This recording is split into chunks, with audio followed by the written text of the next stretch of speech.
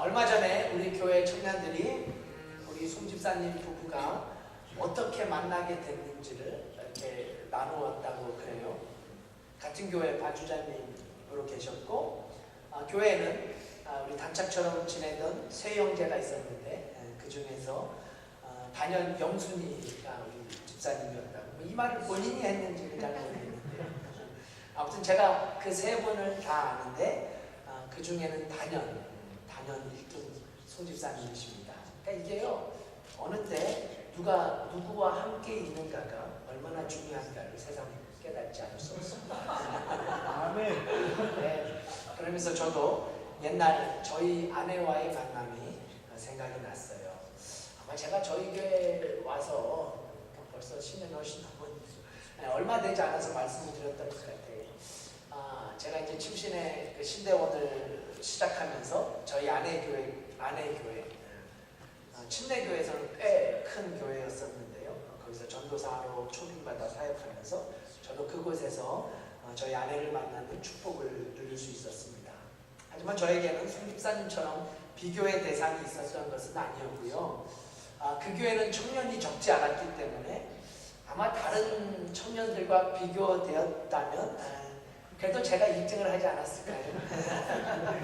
웃으시는데, 왜냐하면 저희 아내가 그 교회에서는 모든 남자 청년들이 선망하는 그야말로 최고 자매였어요. 그런 자매가 저를 선택한 것은 분명한 이유가 있지 않겠습니까? 사실 제가 조금 더 정직하게 고백하면 이런 스토리가 저희에게 있습니다. 제가 저희 아내 교회를 다닐 때 보통 매 예배 때마다 교회 바로 옆에 제가 제 차를 파킹하곤 했었어요. 제가 그 당시 우리 승재 형제님이 타고 다니는 차보다 그런 비슷한 차고 조금 더 큰 차였는데요. 승재 형제님이 얼마 전에 그래요. 본인은 차만 타면 기도한다고. 네, 제가 그랬습니다. 차만 타면 자동차 핸들을 붙잡고 간절히 기도했어요. 아니, 기도해야만 했습니다. 왜냐하면 제 차가 책임보험만 들어져 있었기 때문에. 이게 지금 아마 젊으신 분들은 책임보험이 뭔지 모르실 텐데요. 아마 우리 정견님은 아실 거예요. 이게 지금은 책임보험이라는 말 자체가 없을 거예요. 벌써 20년이 다 돼. 제가 95년도가에 차를 샀었으니까요. 그 당시에는 책임보험이라는 게 있었어요. 그래서 최소한의 돈만 내면 차를 타는 데는 법적으로 아무런 문제가 없었습니다. 하지만 사고가 나면 보험회사에서는 아무런 책임을 지지 않는 거예요. 전적으로 운전자의 책임. 그래서 책임보험이라는 이름이 붙여졌는지 모르겠어요. 여러분, 그런데 그 당시 책임보험만 들고 다니던 차가 적지 않았습니다. 적지 않았어요. 그러니까 아직 보험이나 이 사고에 대한 경각심이 별로 자리 잡고 있지 않았던 때라 제 친구도 그런 친구들이 있었고 저도 책임보험만 들고 탔습니다. 그러니 그야말로 어찌 기도하지 않을 수 있었겠습니까? 보험이 책임을 주는 것이 아니니까 진짜 하나님께 맡긴다고. 운전을 할 때마다 하나님께서 책임져 주시고 하나님께 모든 걸 맡긴다는 심정으로 운전대를 잡았던 게 사실입니다. 그러니 여러분 생각해 보세요. 저 얼마나 간절히 운전대를 잡고 기도했겠어요. 저뿐만 아니죠. 오늘 찬송의 가사처럼 누군가 저를 위해서 기도하는 저희 어머니도 그렇고 차를 탈 때마다 정말 간절한 마음으로 기도하고 시동을 겁니다. 그런데요, 제가 지금 이런 얘기를 드리는 이유가 바로 여기서부터예요. 제가 차를 탈 때마다 운전대를 잡고 간절하게 기도하는 모습, 그 모습. 전도사가 차를 운전할 때마다 그냥 습관적인 기도가 아니라 간절하게 기도하는 제 모습, 그 모습에 저희 아내가 반하게 됩니다. 속칭 이때부터 저와 저희 아내 사이에 차를 타면서 썸을 타는 아름답고 정열적인 연애가 시작됩니다. 그 당시 저희 아내는 수많은 남자 청년들의 대시에도 불구하고 전혀 연애에 관심이 없었다. 물론 지금은 그걸 매우 후회하는 것 같더라고요. 하지만 그 당시에는 정말 전혀 데이트에 관심이 없었던, 그저 교회와 회사만 아는 정말 착하고 예쁜 자매였었어요. 근데 제가 무슨 사역을 잘했던 것도 아니고 인물이 좋아서도 아니고요. 지금 겸손하게 그렇게 얘기하는 거예요. 그래서 차를 타고 운전대를 잡고 간절하게 기도하는 모습에 저희 안에는 한 전도사의 신실함과 깊은 믿음을 거기에서 느끼게 됩니다. 우리 승경제님도 계속 운전대를 잡고 기도하시다 보면 교회 사모님처럼 예쁜 여자친구가 생길 수도 있겠다라는 그런 기대를 해볼까요? 여러분, 그 당시 저는 그야말로 하나님께 제 차를 맡겼습니다. 책임보험밖에 들지 않았던 차, 주님께서 책임져 주셔야 했기에 하나님께 맡겼어요. 더군다나 아버지로 인해서 교통사고의 처절함을 뼈저리게 느꼈던 저는 기도할 수밖에 없었고 차를 탈 때마다 하나님께 그 핸들을 맡기며 이렇게 기도했던 기억이 지금도 생생합니다. 하나님, 제 생명을 주님께 맡깁니다. 이 핸들을 맡깁니다. 붙잡아 주시옵소서. 이렇게 간절하게 기도했더니 하나님은 그 기도를 들으시고 단 한 번의 스크래치도 없이 저희 차를 맡아주셨고 더불어 저의 아내도 제게 맡겨주셨습니다. 할렐루야. 남의 얘기랑 전혀 감동을 안 받으시는군요. 우리 김국현님 아멘 감사해요. 오늘 말씀의 제목은 여호와께 맡기려면 이라는 제목입니다. 제목을 보면 왜 제가 굳이 저희 아내와의 옛날 얘기를 말씀을 드렸는지 충분히 이해가 가시리라 생각이 돼요. 네. 오늘 시편 말씀은 제가 시편 중에서 참으로 좋아하는 말씀 중에 하나예요. 정말 귀하고 아름다운 말씀입니다. 사실 오늘 본문은 4절, 5절인데요. 너무 좋은 말씀이어서 본문을 이제 처음부터 6절까지. 여러분, 꼭 집에 가셔서 37절 전체를 좀 묵상해 보시면 좋겠어요. 37절 전체. 우리 성도들이 어떻게 살아야 하는지. 참 너무나도 귀한 말씀인데요. 오늘은 4절, 특히 5절을 중심으로 여호와께 맡기려면 이라는 제목으로 함께 은혜를 나누고자 합니다. 여러분, 우리가 하나님께 맡겨야 한다. 이렇게 습관적으로 이야기를 하고 하는데요. 그럼 진짜 하나님께 맡긴다는 건 뭘 뜻하는 것일까요? 우리가 진정 여호와께 맡기려면 오늘 성경이 우리에게 필요한 것은 무엇이라고 가르칠까요? 첫 번째로 하나님께 맡긴다는 것은 정말 이제 내 뜻을 포기하는 것을 의미한다고 오늘 성경은 우리에게 가르칩니다. 다시 말씀드려서 하나님께 정말 맡긴다는 것은 이제 내 뜻을 포기하는 것을 의미한다는 거예요. 제가 오늘 이 부분을 집중적으로 여러분과 나누려고 해요. 자, 오늘 본문의 시작절 1절 함께 봉독하면 좋겠습니다. 1절 함께 봉독해 보십시다. 시작. 행악자를 인하여 불평하지 말며 불의를 행하는 자를 추기하지 말지어다. 여러분, 우리가 왜 불평할까요? 왜 크리스찬임에도 불구하고 범사에 감사하라는 하나님의 말씀을 익히 알면서도 우리는 왜 불만 제로의 삶이 아니라 여전히 불만과 불평 속에서 자유롭지 못할까요? 이 대답은 매우 간단합니다. 본문을 해석하는 한 설교가는 내 뜻을 포기하지 못했기 때문이라고 간단 명료하게 설명해요. 내 뜻을 포기하지 못했기 때문이라는 거죠. 내 생각을 포기하지 못했어요. 내 감정을 포기하지 못해요. 그래서 내 생각과 반대되어지는 생각, 내 생각과 부딪히는 감정을 만나게 되면 그때가 비로소 불평이 탄생되어지는 순간이라는 거죠. 네? 누구도 부인할 수 없는 사실입니다. 결국 내 감정과 내 생각과 여전히 포기할 수 없는 내 느낌, 결국 내 것과 부딪히는 어떠한 상황 속에서 우리는 어느새 불평하는 우리의 모습을 발견하게 됩니다. 자, 그럼 조금 더 오늘의 메시지에 포커스를 맞춰서 생각해 볼 필요가 있어요. 하나님께 맡기는 것, 이게 왜 잘 되지 않습니까? 맡겨야지. 하나님이 함께 하시지 라고 주문 같은 기도를 드리면서도 왜 우리는 실제로 하나님께 전폭적으로 맡기지 못할까요? 다른 것 없어요. 여전히 내 것을 포기하지 못하고 있기 때문에, 여전히 내 감정, 내 생각, 조금 더 노골적으로 말씀드릴까요? 여전히 내 감정과 부딪히는 하나님의 일하심, 여전히 내 생각과 맞지 않는 하나님의 말씀, 여전히 내 계획과 부딪히는 하나님의 계획. 그래서 결코 포기할 수 없는 내 것, 내 의지, 내 필링. 그럴 때 하나님은 훨씬 더 우리와 멀어지고 있다는 사실을 우리는 잊지 말아야 합니다. 말씀을 준비하다가 읽게 된 아주 의미 있는 문장 하나가 있었어요.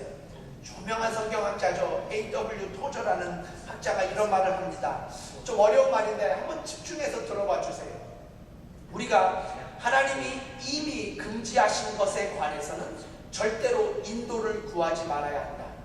그리고 이미 허락하셨고 우리에게 명령으로 주신 영역에서도 역시 인도를 구해서는 절대 안 된다.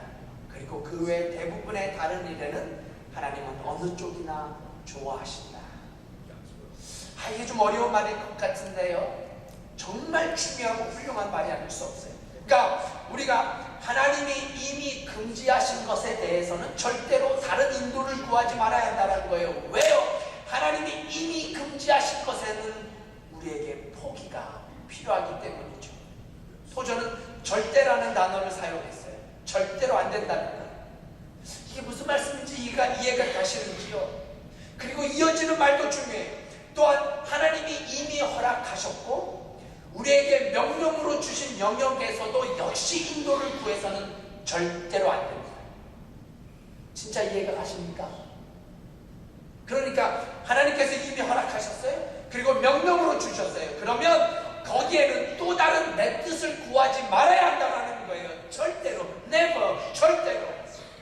이건 하나하나 좀 더 구체적으로 설명을 드려야 할 것 같아요. 먼저 하나님이 이미 금지한 것에 대해서는 절대로 다른 인도하심을 구하지 말아야 한다. 여러분, 하나님께서 금지하신 것 뭐가 있을까요? 사실 한두 가지가 아닙니다. 그렇죠? 한두 가지가 아니에요. 그중 가장 대표적인 것을 들라하면 십계명을 들 수 있겠죠. 십계명의 첫 계명이 뭐예요? 너는 나 외에 다른 신을 내게 있게 말지니라. 무슨 말이에요? 쉽게 말하고 우상 숭배하지 말라. 이어지는 이 계명이랑 이어지잖아요. 우상 숭배하지 말라. 하나님께서 금지하신 거예요. 물론 우상이라는 게 무슨 불상에 절하고 나무에 절하고 이런 것만이 우상이 아니라 진짜 우상은 뭐예요? 이 찬송이 우상이 뭔지를 이야기해 줍니다. 내가 주인 삼은 모든 것 내려놓고, 내가 주인 삼은 내 삶 속에서 주인으로 자리 잡고 있는 것. 그래서 한국의 이동원 목사님은 진정한 의미의 우상은 하나님과 우리 사이에 끼어있는 어떤 것, 하나님과 우리 사이에 끼어있어서 하나님과의 온전한 관계에 방해되는 것, 이것이 우상이라고 정의합니다. 맞는 말이죠. 다시 설명드리면 하나님보다 내가 더 귀하게 여기는 것, 하나님보다 내게 더 소중한 것, 영생과 구원을 얻는 것보다 내 삶에 더 높은 가치로 자리매겨져 있는 것, 이것이 우상이라는 거예요. 이것이 우상이에요. 그런데 이런 우상을 섬기지 말라. 하나님보다 더 귀한 것을 두지 말라. 주 예수보다 더 귀한 것은 없네라고 찬송만 하지 말고 그렇게 살아라. 그렇다면 여러분, 우리가 여기에 다른 뜻을 구하지 말고 순종해야 한다는 말씀이에요. 이미 선포된 이 하나님의 말씀 앞에서 핑계대지 말고 변명도 하지 말고 그 말씀에 따라야 하는데, 그러기 위해선 뭐가 필요하다라는 거예요. 그렇죠. 우리의 포기가 필요합니다. 우리의 포기가 절대적으로 필요한 것, 당연한 것 아니겠어요? 왜요? 그때부터 우리는 진정으로 하나님께 맡기는 삶을 시작할 수 있기 때문입니다. 자, 또 그 다음 뭐예요? 하나님께서 이미 허락하신 것. A.W. 토저에 의하면 하나님께서 이미 명령하신 것, 여기에도 절대로 우리가 내 뜻을 구하지 말아야 한다. 물론 100% 동의할 수는 없을지라도 우리는 한 위대한 신학자의 설명에 귀 기울일 수 있어야 합니다. 여러분, 이건 이렇게 설명하면 좋을 것 같아요. 자, 저는 구세군 사관입니다. 누가 봐도 구세군 사관이에요. 지난 금요일부터 사실 지금까지, 오늘 오후까지 구세군 교단의 큰 행사가 허시에서 진행 중에 있습니다. 저는 어제 밤까지 참석하고 돌아왔는데요. 왜 참석해야 합니까? 왜 그래요? 제가 구세군 사관이기 때문입니다. 우리 반주자님께서 우리 구세군 교단은 참 모임도 많고 캠프도 많고 모임이 많아요. 참 많습니다. 그래도 저는 구세군 사관으로서 반드시 모임에 참석해야 합니다. 물론 불편할 때가 적지 않아요. 특히 저는 주말에 어디 갈 때마다 설교를 준비해야 하기 때문에 제가 이 원고를 쓸 때가 딱 보니까 토요일 새벽 2시 32분을 가리키고 있었어요. 대부분의 이 교단의 모임이 주말이기 때문에 저는 그곳에 가서도 설교 준비 여기에 한시도 자유로울 수가 없었습니다. 어제는 자동차 안에서 이 토요일 오후에 자동차 안에서 설교 원고를 타이핑했고 저 멀리 떨어진 파풍장에서 제가 설교 연습을 했어요. 그래서 아마 이상하게 보신 분들도 있지 않을까 싶어요.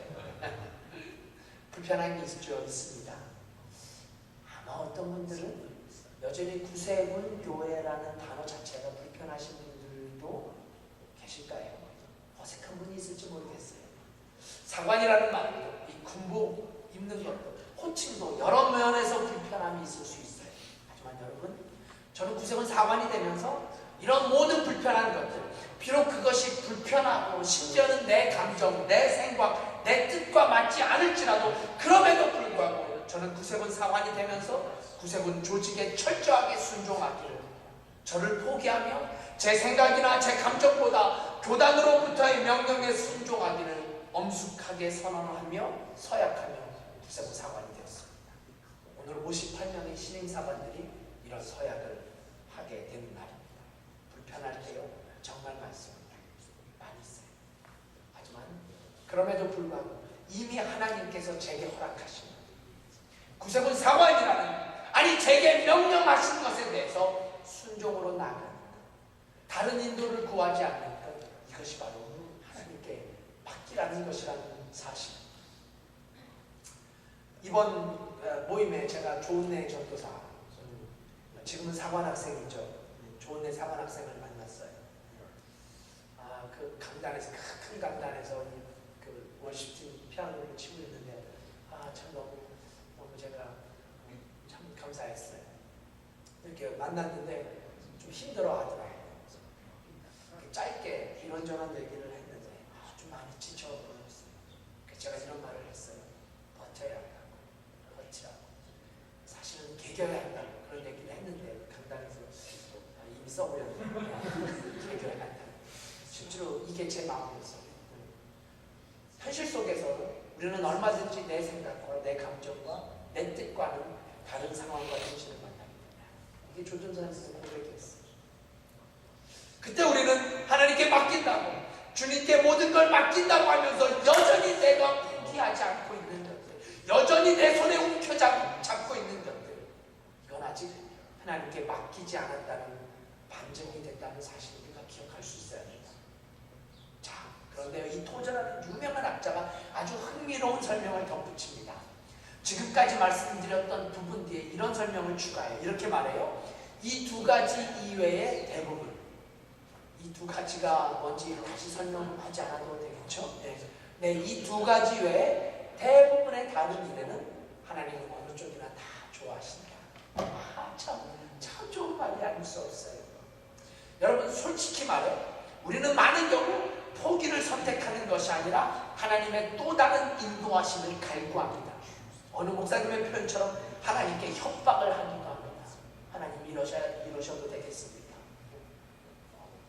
그런데 이것도 문제지만 정반대되는 문제가 또 있다는 거지요. A.W. 토저의 설명에 의하면 어떤 사람은 오늘 점심으로 뭘 먹을지, 어떤 식당으로 가야 할지, 어떤 메뉴를 선택할지, 어디를 가야 할지 하나님 앞에 간절히 기도한다는 거예요. 물론 이게 잘못되었다고 할 수는 없지만 하나님은 뭘 먹든지, 짜장면을 먹든지 김밥을 먹든지 어느 쪽이나 다 좋아하신다라는 거예요. 사실 제가 이 설교를 준비하면서 다시 조은혜 전도사님이 떠올랐어요. 우리 조은남 전사님의 기도하는 모습, 피자 한쪽을 들고 기도하고 그 한쪽이 끝나면 또 기도하고 또 다른 쪽을 먹고 기도하고 피클을 먹고 아마 우리 여전히 기억하는 청년들이 계실 거예요. 절대로 이게 잘못된 것은 아니죠. 하지만 우리가 기억해야 할 것은 하나님은 어느 쪽이나 다 좋아한다는 말씀, 하나님은 어느 쪽이나 either way okay 라는 말씀이에요. 그러니까 하나님은 여러분이 오늘 옷을 노란색을 입으셨든지 핑크색을 입으셨든지 양발을 하얀색을 신었든지 아니면 저희 박예나처럼 양쪽 양발을 다른 색깔로 신든지 하나님은 양쪽 다 좋아하신다는 거예요. 그러니 여러분 잘 들어주십시오. 하나님은 우리의 취향에 관심을 두시는 분이 아니라 우리의 취지에 관심을 두시는 분이세요. 제가 차 안에서 설교를 쓰면서 이 문장이 생각이 났어요. 제가 그 전에 책을 읽었는지 누구에게 들었는지는 잘 기억 못하지만 정말 이 말이 맞다. 다시 한번 들어주십시오. 하나님은 우리의 취향에 관심을 두시는 분이 아니라 우리의 취지에 관심을 두시는 분이십니다. 믿으십니까? 그러니까 내가 지금 하고 있는 취지가 무엇인가? 내가 지금 계획하고 있는 취지가 뭘까요?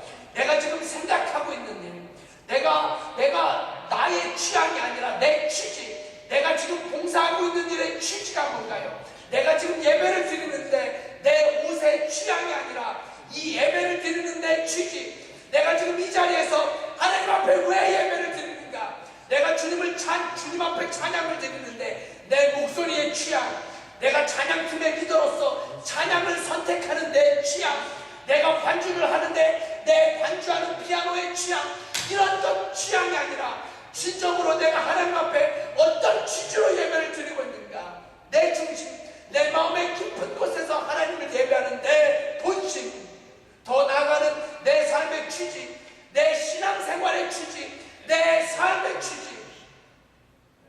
이 취지라는 말은 이유라는 단어로 바꾸면 훨씬 더 쉽게 이해가 될 것 같아요. 자, 내가 무엇을 합니다.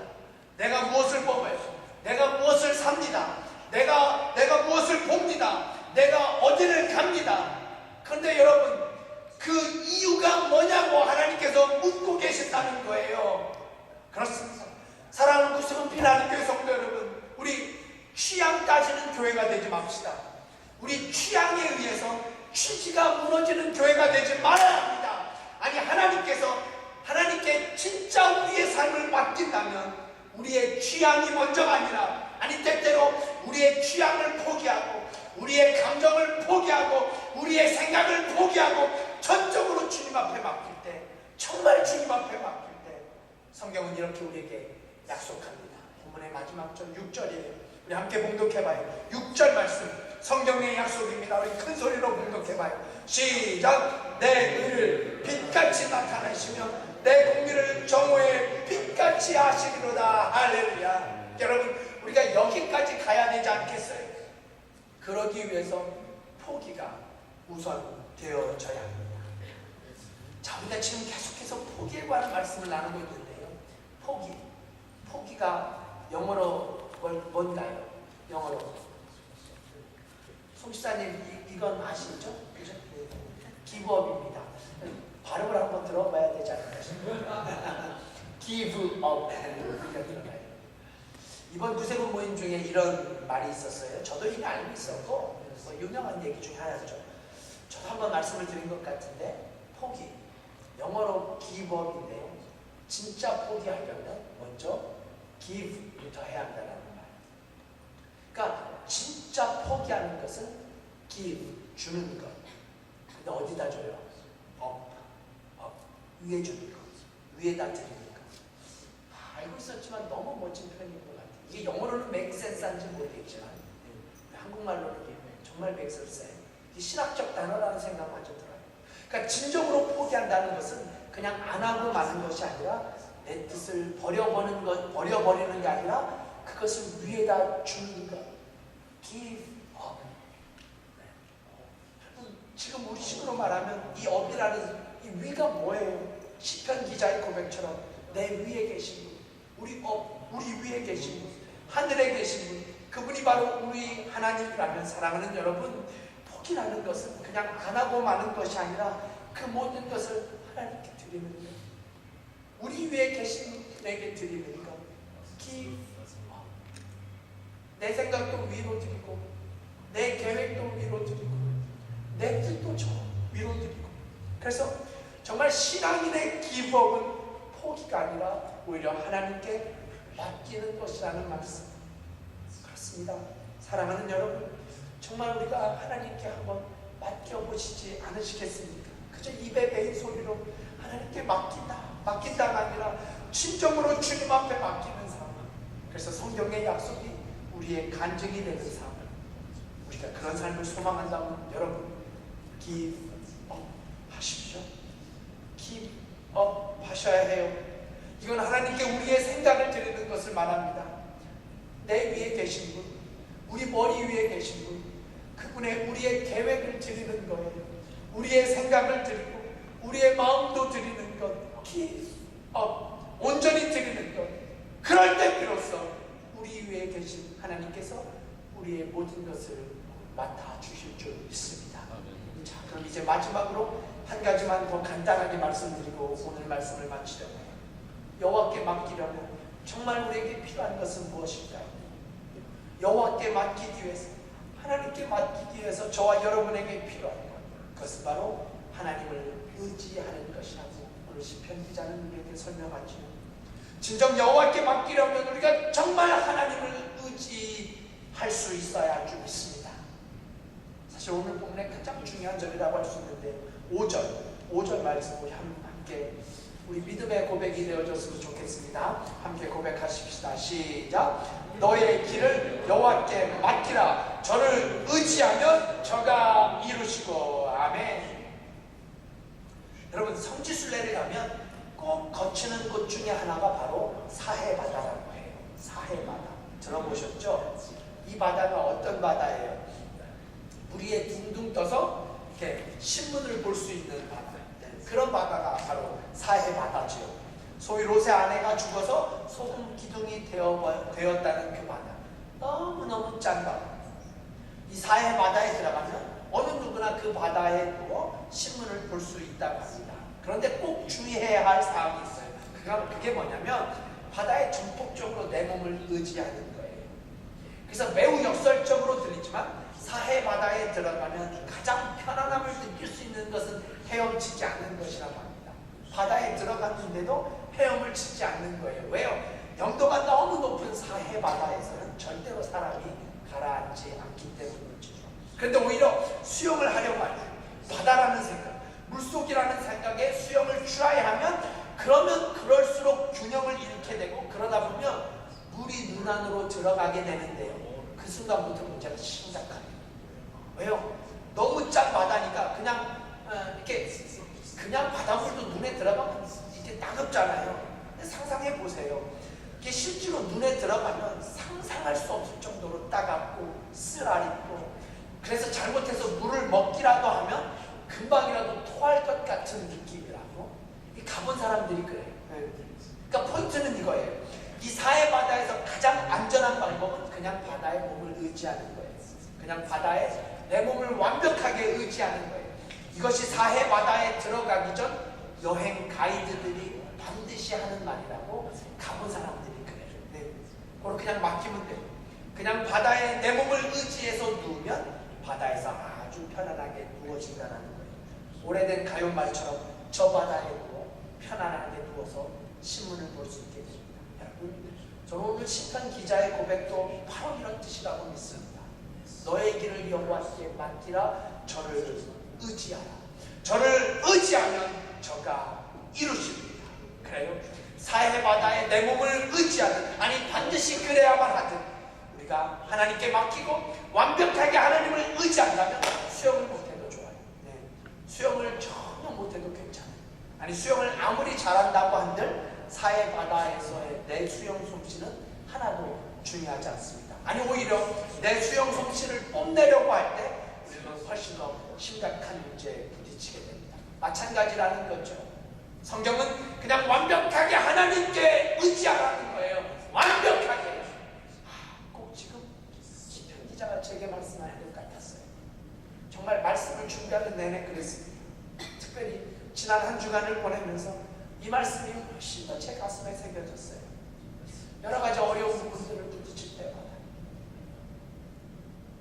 그냥 완벽하게 하나님께 의지하고 하나님 앞에서 내 계획, 내 경험, 내 생각, 내 재능, 내 계산, 내 꼼수 이런 것들로 발버둥 치는 게 아니라 정말 내 인생의 사해바다에서 완벽하게 하나님께 의지하는 거예요. 사랑하는 주세요. 교성도 여러분, 우리 인생의 바다야말로 얼마나 짭니까? 얼마나 짜고 힘든 바다인가요? 더군다나 이민자의 바다라는 게요, 제가 얼마나 많이 강조합니까? 우리 이민자의 바다, 이민자가 헤쳐가야 할 삶의 바다라는 게 어쩌면 사해 바다보다 더 짜고 혹독하다라고 하면 누가 감히 틀린 말이라고 할 수 있겠습니까? 하지만 여러분, 바다가 짜면 짤수록, 우리 이민자의 바다가 짜면 짤수록, 우리 유학생들의 바다가 짜면 짤수록, 그럼 우리가 훨씬 더 쉽게 그 바다에서 평안을 누릴 수 있다는 사실이에요.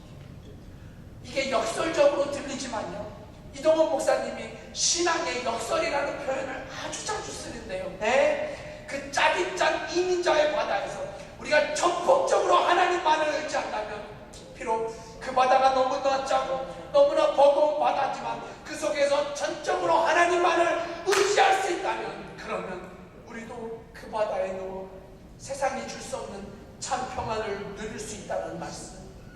그 말씀이 바로 오늘 시편 기자가 전하고자 하는 오늘 본문의 결론이에요. 그러면 그가 이루시리라. 할렐루야. 그러면 하나님께서 이루시리라. 여러분, 이 말씀은 우리에게 주어진 약속이면서 명령입니다. 네. 본문 말씀이 명령형으로 쓰여져 있어요. 하나님을 의지해 보시겠습니까? 하나님을 의지해 보십시오가 아니라 군대용으로 하나님을 의지하라. 대치셰. 여러분, 사실은 여기서 끝이 나도 성경 말씀입니다. 무슨 얘기예요? 하나님을 의지하라. 그러면 우리는 그냥 하나님의 자녀로서 두말할 것 없이 하나님을 의지하는데 무슨 이유나 설명이 필요하겠습니까? 하나님의 자녀가. 그리고 왜 두말할 필요가 없겠어요? 이 명령이 갖는 특성이기 때문이죠. 그런데요, 이 하나님의 말씀이 언제나 우리에게 축복이 되고 힘이 되고 위로가 되는 것은 명령을 했는데 그 명령 뒤에 엄청난 축복이 있다는 사실이에요. 명령이라는 것이 반드시 축복을 약속할 필요가 전혀 없음에도 불구하고 성경의 명령은 항상 축복을 약속하고 있다는 사실이에요. 여러분, 만약 군대에서 땅을 팔아, 그러면 군인들은 그냥 땅을 팝니다. 이 땅을 파면 월급이 오르겠지, 혹시 포상휴가가 주어지겠지, 파는지도 없는 소리예요. 왜요? 군대는 그냥 하라면 하는 것, 그게 군대이기 때문이죠. 제가 군대 때 정말 어처구니없는 경험, 지금도 생생합니다. 네. 어느 가을날 저희 부대에 아주 높은 분이 오신다는 거예요. 그래서 이런 명령이 떨어졌습니다. 90년대 초반이에요. 네. 한국교회, 20년도 더 지났죠. 한국 군대에서 10주로 제가 그 자리에 있었어요.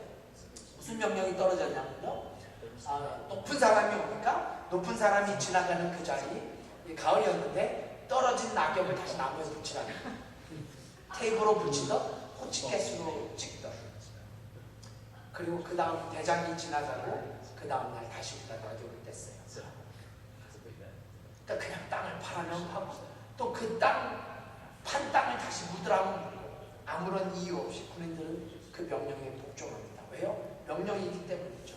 명령은 명령이기 때문이에요. 명령은 부탁이나 사정과는 차원이 다른 것이기 때문이에요. 여러분, 제가 말씀을 마치면서 지금 무슨 말씀을 드리려고 할까요? 이 성경의 말씀도 명령입니다. 그렇죠? 성경의 말씀은 수많은 약속들과 수많은 명령들로 가득 차 있어요. 율법이 결국 명령이거든요. 하나님의 명령으로 가득 차 있어요. 그러면 우리는 믿음의 군병, 오늘 우리가 그런 찬송 했잖아요. 믿는 사람들은 군병 같으니, 믿는 사람들은 군병 같으니, 믿음의 군병, 더군다나 군의 군병, 이 하나님의 명령 앞에서 가장 먼저 순종해야 할 믿음의 특공대가 바로 구세군 군병들이 아니겠습니까? 근데 여러분, 잊지 마십시오. 하나님의 명령이 왜 좋은 거라고요? 우리 하나님이 왜 좋은 하나님이세요? 명령을 하셨는데, 명령이라고 말씀하셨음에도 불구하고 그 명령에 순종하는 자녀들에 대한 하나님의 분명한 약속, 하나님의 분명한 축복, 성경이 증언해주고 있는 확실한 축복의 약속들. 그래요, 오늘 본문은 하나님의 명령입니다. 하나님을 의지하라. 대체. 그런데 여기서 끝나지 않고 하나님을 의지하라. 그러면 하나님께서 이루어 주시리라. 그럼 우리가 오늘 말씀을 마치면서 우리에게 물어야 할 질문, 아니, 성경이 우리에게 도전하는 질문이 있어요. 혹시 여러분의 삶 속에서, 당신의 삶 속에서 이루어지지 못하는 것들, 시편 기자 고백 그대로 당신의 삶 속에서 이루어지리라가 아니라 잘 안 이루어지는 것들, 그렇다면 혹시 당신이 하나님을 온전히 의지하지 못했기 때문은 아니겠지. 우리가 하나님을 온전히 의지하지 못함, 우리가 하나님께 온전히 기업하지 못함. 라위신이라는 성경학자는 오늘 본문이 원문에 가까우려면 온리라는 단어가 반드시 첨가되어져야 한다고 설명합니다. 한국말로 오직이라는 단어, 온리라는 단어가 첨가돼야 원문과 더 가깝다라는 설명이에요. 그래서 오늘 본문은 이렇게 다시 읽혀져야 합니다. 잘 들어주십시오. 4절부터 제가 읽도록합니다. 또 여호와만을 기뻐하라. 저가 그 사이에 온리 저만이 내 마음의 소원을 이루어 주시리로다. 5절입니다. 너의 길을 여호와께만 맡기라. 저만을 의지하면 저가 이루시리라. 사랑하는 여러분, 정말 하나님만이 이루어 주신다고 믿으십니까? 온리 하나님만이 우리의 의를 빛같이 나타내 주시고, 하나님만이 우리의 공의를 빛같이 드러내 주시고, 하나님만이 우리의 마음의 소원을 이루어 주신다고, 온리 하나님만이 하신다고 믿으십니까? 그렇다면 이제 정말 하나님만을 의지하며 나아가십시다.